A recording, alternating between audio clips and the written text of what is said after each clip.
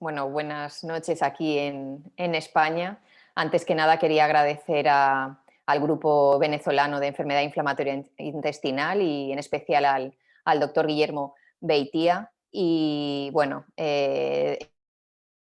encantada de participar en este congreso, en este 10º Congreso Venezolano, y para tratar un tema que bueno, nosotros llevamos ya trabajando un tiempo en varias herramientas de telemedicina, y yo creo que la situación que estamos viviendo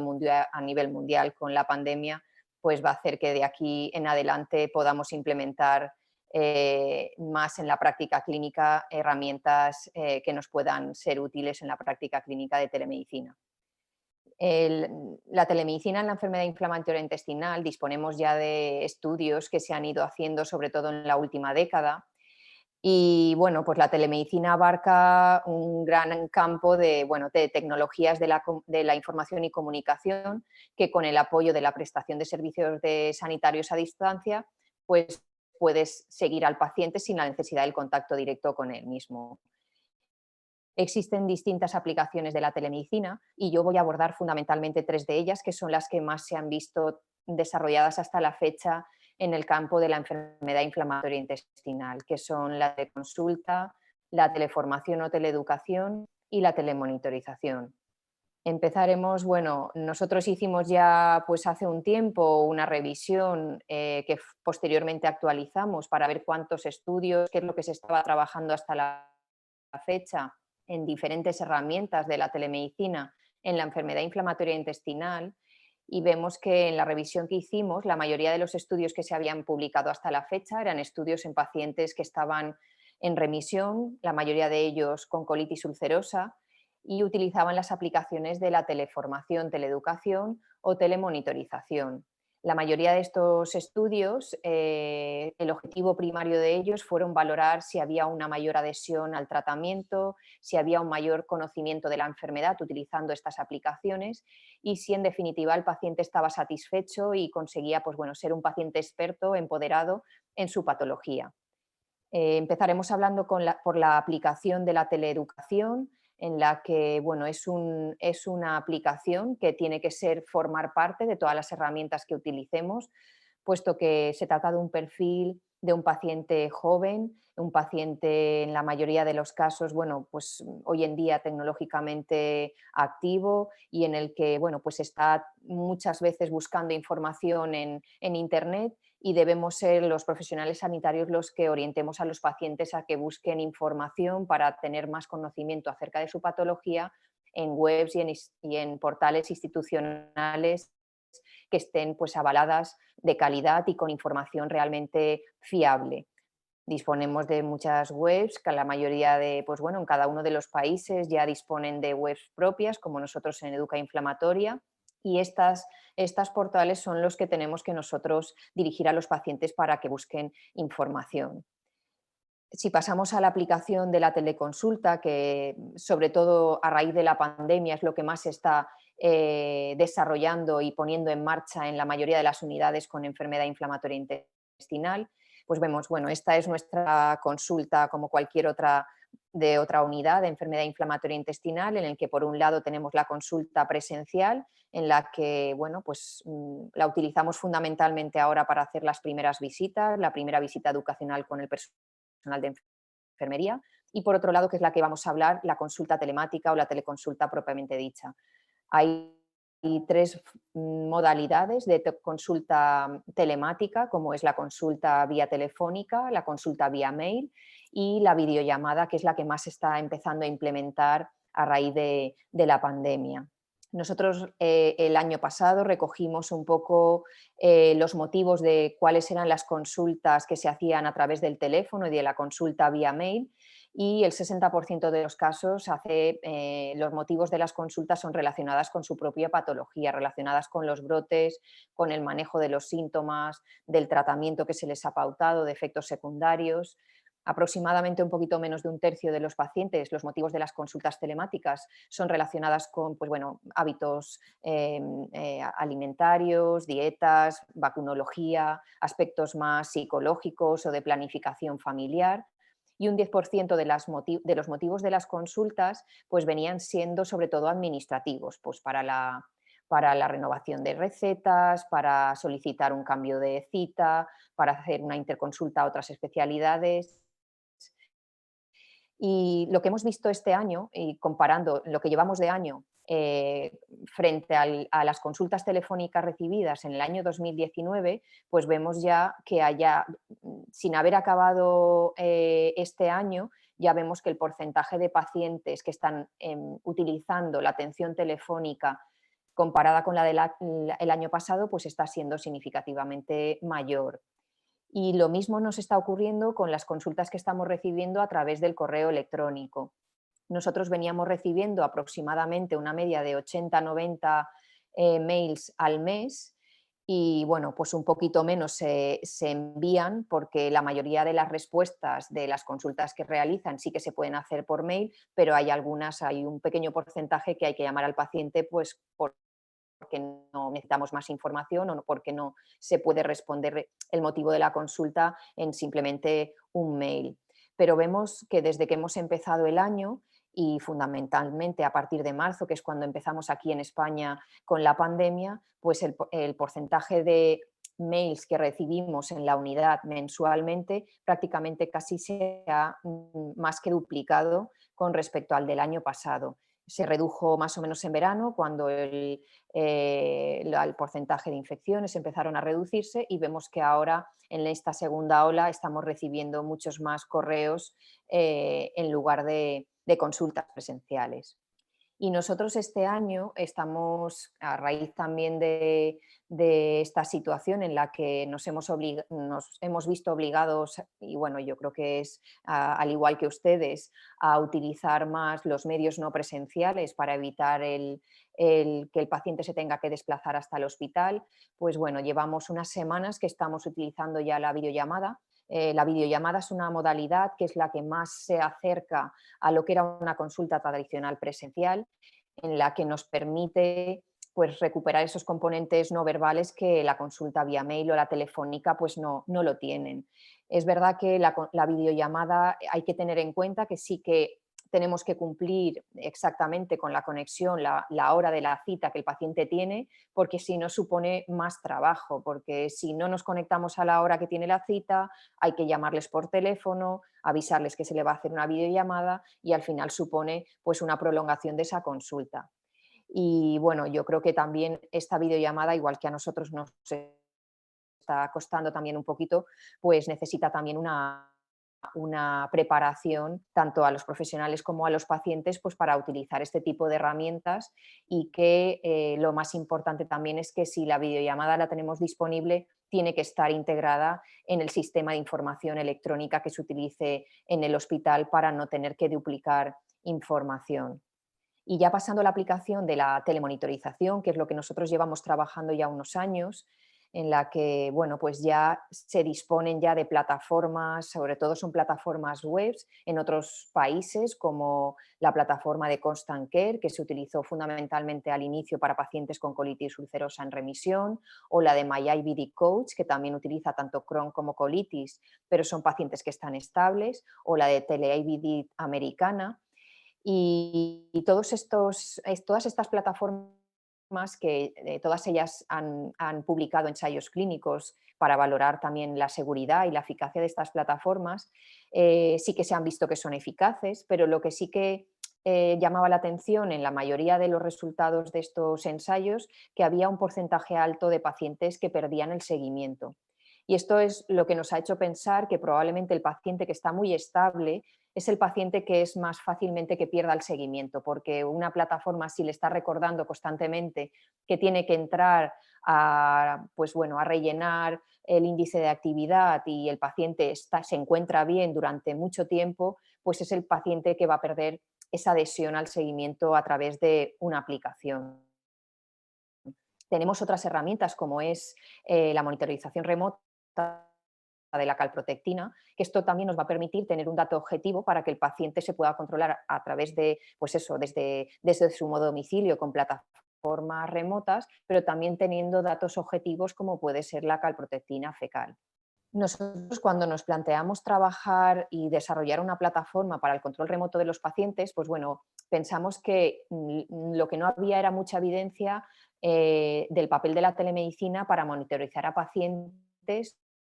con una actividad en ese momento pues moderada a grave, pacientes pues para continuar, para conocer la farmacovigilancia de esos fármacos que acaban de empezar, de inmunosupresores o biológicos, y tampoco había mucha evidencia en ese momento de cuánto de los recursos sanitarios que supone utilizar la telemedicina en el campo de la enfermedad inflamatoria intestinal. Tampoco se sabe si estas tecnologías pues, podrían modificar la evolución de la enfermedad. Entonces, en definitiva, nosotros nos planteamos que podría ser útil las plataformas para el control remoto de pacientes que estuvieran activos, pacientes que vayan a empezar tratamientos con inmunosupresores o biológicos que van a requerir venir mucho al hospital al principio, pacientes recientemente intervenidos o pacientes que tienen el acceso o sus domicilios están muy alejados del hospital de referencia o de la unidad de enfermedad inflamatoria intestinal. Nosotros empezamos trabajando en una unidad de telemedicina que tenemos en nuestro hospital La Fe de Valencia, porque ya disponía de un programa de gestión de pacientes crónicos con enfermedad pulmonar obstructiva crónica, con pacientes con diabetes, con insuficiencia cardíaca, y es una unidad en la que está relacionada el hospital tanto de agudos como crónicos, que está totalmente conectado con el médico de atención primaria y la unidad de hospitalización a domicilio. Cuando este programa se instauró, se realizó un ensayo clínico en el que se valoró si era totalmente eficaz para detectar esas descompensaciones de estos pacientes que, bueno, pues tienen un alto riesgo de tener un reingreso por estas patologías, y se vio pues que, bueno, pues que tenían estos pacientes que se controlaban de manera remota, se mantenían más estables, con mejor calidad de vida, evitaban con esta plataforma reingresos y además tenían más accesibilidad directa al hospital o al médico de atención primaria o a la hospitalización domiciliaria a través de esta plataforma. A raíz de esto, nosotros empezamos a desarrollar una plataforma para el control remoto de los pacientes con cronicolitis, que es la plataforma TECU, de las siglas de telemonitorización de la enfermedad de Crohn y la colitis ulcerosa. Y inicialmente lo que hicimos, una vez desarrollamos la plataforma, pues fue hacer un ensayo clínico piloto en el que comparábamos la rama del control remoto con la rama de atención presencial puramente o complementada con atención telefónica asistida por el personal de enfermería.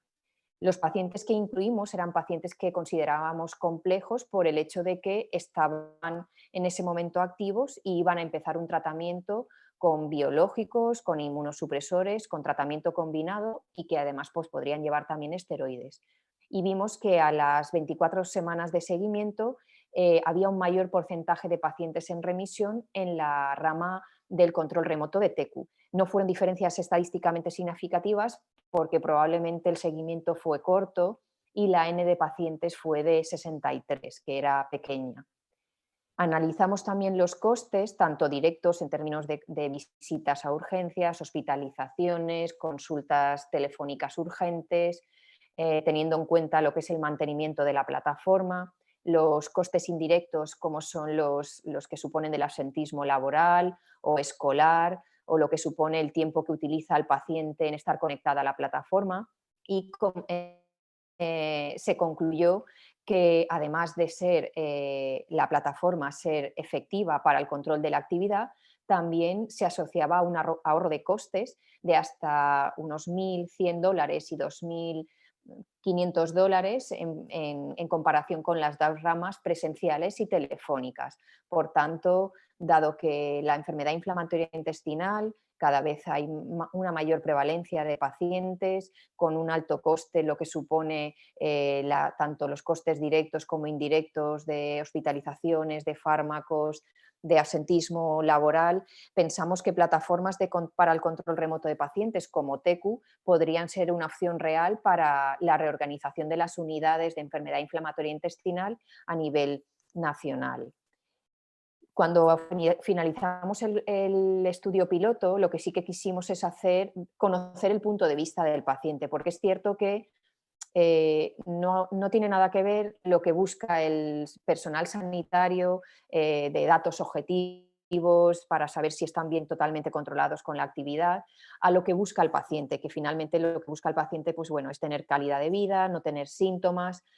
Y realizamos varios grupos focales, el primero con pacientes que ya habían utilizado la plataforma TECU y posteriormente 2 grupos focales más con los grupos de pacientes de la Asociación de Cronicolitis de España, la asociación de ACU, y ellos nos fueron transmitiendo pues bueno, la amigabilidad, lo que ellos pensaban con la aplicación que nosotros habíamos desarrollado, qué es lo que esperaban de ella y qué es lo que cambiarían. Pues bueno, ellos lo que buscaban es que hubiera una comunicación bidireccional, que supieran que detrás está su médico, su enfermero, que fuera segura con sus datos, que le permitiera también esta aplicación ver la evolución de su enfermedad, es decir, que tuvieran información sobre su historia clínica. Con todo ello, nosotros después de hacer los grupos focales fuimos modificando no solo en el diseño, porque obviamente la tecnología avanza, sino también pues eso, integrando todas esas necesidades que los pacientes nos iban transmitiendo en cada uno de estos grupos focales, hasta que finalmente desarrollamos la última aplicación en la que incluimos todos esos ajustes y esa adaptación de las necesidades de los pacientes. Además, la aplicación pues bueno, se centra fundamentalmente en 3 grupos de preguntas relacionadas con la actividad, con los efectos secundarios de los fármacos que están llevando y con la calidad de vida. Y bueno, se preguntan de una manera que es muy fácil para el paciente el seguimiento. Pues bueno, estamos muy habituados al perfil del WhatsApp y bueno, son preguntas que el paciente va respondiendo a cada uno de los cuestionarios de una manera seguida y muy fácil. Además, la aplicación también incluye pues mucha información para tener mayor conocimiento de su enfermedad y nosotros pues bueno, hemos incluido prescripciones de webs que bueno, pues en nuestro caso es la web de GTQ de Educa Inflamatoria, la web de nuestro hospital de enfermedad inflamatoria intestinal o la web de los pacientes de la Asociación de Cronicolitis en España. También hemos incluido artículos que están escritos por propios pacientes y validados también por personal sanitario e incluye también una aplicación que desarrollamos en colaboración también con los pacientes que se llama ConoceI. Es una aplicación de Game Learning que lo que permite al paciente es con autorretos, desde que el paciente es recientemente diagnosticado y se le van haciendo una serie de preguntas cada vez de más nivel hasta que pues, no, el paciente va teniendo más conocimiento hasta convertirse en un paciente más experto. Y de esta manera pues, conseguimos también que tenga un mayor conocimiento. Esta es la versión de lo que nosotros vemos cuando tenemos a los pacientes en la plataforma. Aquí tenemos el registro de todos los pacientes, vemos que bueno, si es un paciente de entrada, todos los pacientes que incluimos son pacientes que están activos porque van a empezar un tratamiento, porque tienen actividad moderada grave y luego conforme va avanzando pues vamos viendo si tienen alertas en función de la gravedad, pues el color va cambiando de roja, naranja, amarilla hasta que entran en remisión verde. Podemos entrar en uno de los pacientes y ver pues, bueno, la evolución de la actividad o de la calprotectina, el tratamiento que lleva. En este caso es una colitis izquierda, pues la localización y ya podríamos entrar y ver pues, bueno, cuándo tiene las siguientes analíticas, los resultados y si nos ha mandado mensajes también a la plataforma. Ahora mismo el proyecto está en marcha un ensayo clínico que es un proyecto de GTQ multicéntrico en el que están participando 30 hospitales de España y en el que, bueno, con esto lo que pretendemos es validarla para cualquier perfil de hospital que tenga mayor o menor recursos, tanto de herramientas como de personal, para ver si podría ser válida para utilizar en cualquier hospital esta plataforma. Es un ensayo clínico que se está comparando el control remoto con la plataforma frente a la rama de presencial y telefónica, que es la práctica clínica que veníamos haciendo hasta la fecha. Pero bueno, todo esto, lo que llevamos trabajando desde hace muchos años, nos seguimos encontrando con las mismas barreras. Barreras que, pues bueno, son barreras que todavía nos queda mucho por superarlas. Es cierto que la oportunidad que nos ha llegado a raíz de la pandemia de la, de la COVID-19, pues posiblemente estas barreras se vayan a ir superando de una manera más rápida. Barreras como pueden ser las del marco legal para que tengamos la seguridad y la fiabilidad de que todos los datos de los pacientes están totalmente confidenciales y no haya ningún problema con la seguridad de esos datos. Problemas que tenemos a día de hoy tecnológicos, porque los sistemas de información hospitalaria que tenemos son sistemas muy robustos, pero las tecnologías son todavía muy básicas, y todas estas tecnologías que hemos ido desarrollando, todas las herramientas digitales, es cierto que son tecnologías mucho más modernas, que son muy difíciles de integrar en los sistemas de información hospitalaria que disponemos hasta la fecha. Y esto es uno de los retos fundamentales para que todo lo que suponga telemedicina no sea un trabajo extra que tengamos que manualmente integrarlo en la historia clínica electrónica, sino que lo podamos hacer directamente en la misma historia clínica de cada uno de los hospitales. Y bueno, yo creo que con todo ello, la pandemia por COVID tenemos que verlo como una oportunidad para pues, darnos esa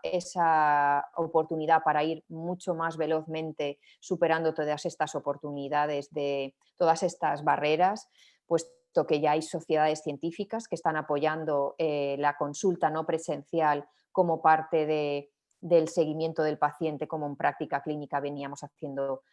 hasta ahora. Y bueno, yo como mensajes para llevarnos pienso que bueno, todo esto que nos ha llegado ahora son oportunidades, y que ya que los costes de la asistencia a los pacientes con enfermedad inflamatoria intestinal están aumentando de una manera exponencial, sobre todo también por los fármacos que nos van llegando, porque es una patología cada vez más compleja y más heterogénea, la telemedicina en sus diferentes modalidades puede ser una herramienta eficaz para la atención integral de alta calidad del paciente con enfermedad inflamatoria intestinal. Es el momento de implementar un modelo de relación y servicio a distancia, como hemos comentado, que sea complementario, porque no va a sustituir nunca a una consulta auténticamente presencial, pero que esté centrado en las necesidades tanto de los pacientes como de los profesionales sanitarios. Es importante que nos formen y formemos también y eduquemos tanto al personal sanitario como a los pacientes a utilizar estas herramientas. Y bueno, pues la consulta no presencial en sus diferentes modalidades, como telefónica, la videollamada o la vía mail que hemos comentado, son modalidades que de aquí en adelante se van a poner en primera línea a la consulta tradicional que veníamos haciendo hasta ahora presencial, siempre que se garantice pues, la seguridad, viabilidad y flexibilidad para abordar esas diferentes necesidades que tanto los pacientes como los profesionales sanitarios tienen hasta ahora. La eficacia de los proyectos de telemonitorización que se han ido mostrando y publicando hasta ahora parece muy prometedora, porque nos va a permitir adaptarnos a cada intervención terapéutica de los pacientes, evitar ingresos hospitalarios, visitas a urgencias, reducir incluso las visitas no solo presenciales, sino también telefónicas, y de esta manera también involucraremos a los pacientes y a sus familiares o cuidadores. Y bueno, muchísimas gracias por todo. De nuevo agradecerles la invitación. Aquí dejo mi mail y la web de nuestra unidad, y cualquier cosa que podamos ayudarles desde aquí, nosotros encantados de poderles ayudar. Muchas gracias.